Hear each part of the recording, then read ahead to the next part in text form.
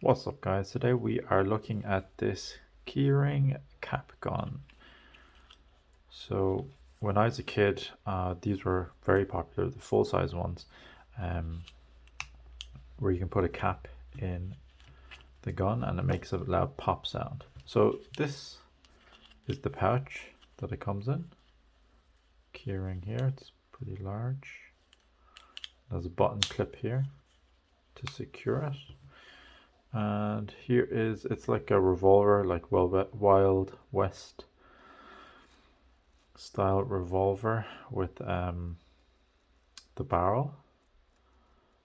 This barrel pops out like so, and you can put one cap in.